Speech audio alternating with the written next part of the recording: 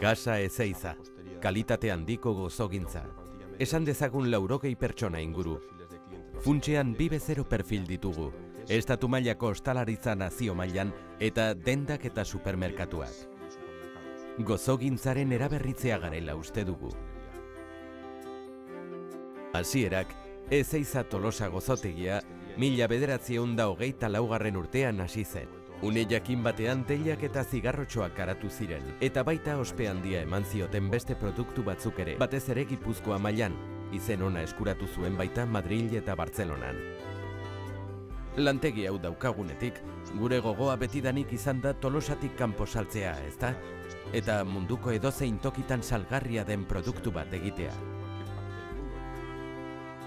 Orain, bere garaian saiatu genuena, gozotegi bat goratu eta dituen aukerako beto ustiatzea da, goi mailako lehengaiak erabiliz batetik eta ekoizpen konplexuagoak eginez bestetik. Guk sukaldearen teknikatik asko ikasi dugu sukaldari handien gandik. Ziur gaude, gozotegi tradizional batek baino kalitate gehiago eskaini dezakegula, eta noski, industria handi batek baino kalitate handiagoa, industria gozogile, galleta industria batek baino gehiago.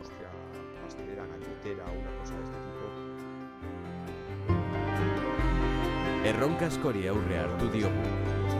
Kontua da oso txikiak izanik hasi ginela, eta pixkanaka aziz joan gara.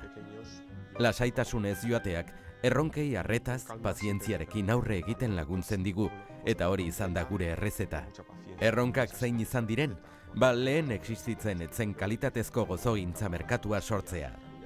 Etzen existitzen produktu lehorraren linealean, giroko temperaturan. Eta ez da existitzen gaur egun ez da ere ez, izoztuaren lineala.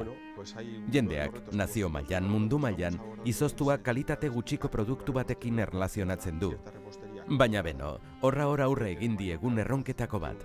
Eta orain esplikatzen ari gara, gozogintza izoztu batek, gozogintza izoztu jakin batek, gozogintza fresko batek baino kalitate handiagoa izan dezakeela.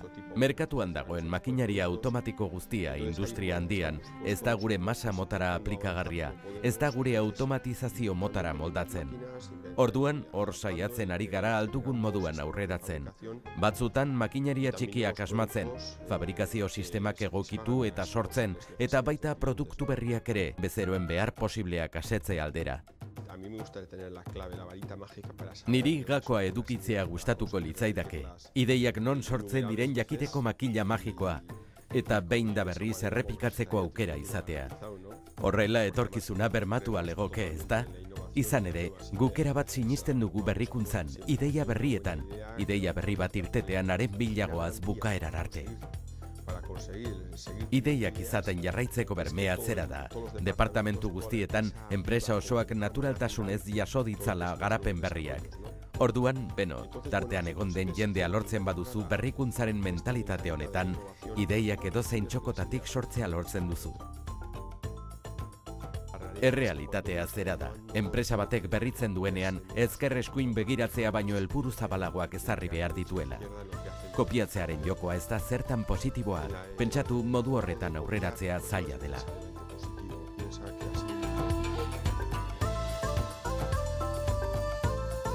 Niri interesgarria iruditu zitzaidan berrikuntza agenda, zeren beti izan dut jakin minori, berrikuntzan, IG egituratu batean, ezta?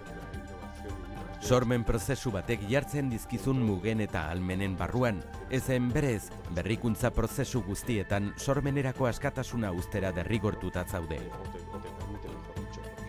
Egia esan, berrikuntza agendatik ideia berri asko atera dira, gehiegi esango nuke, eta nire aburuz ariketa bat egiten joan gara. Agendaren metodoak zentratzen, fokalizatzen lagundu digu. Zenbatezinak diren ideiak albidetu digu baita ere, ideiak bateratu eta fokalizatu ditugu, eta nik oso garrantzitsutzat ditudan 6 proiektu jaio dira.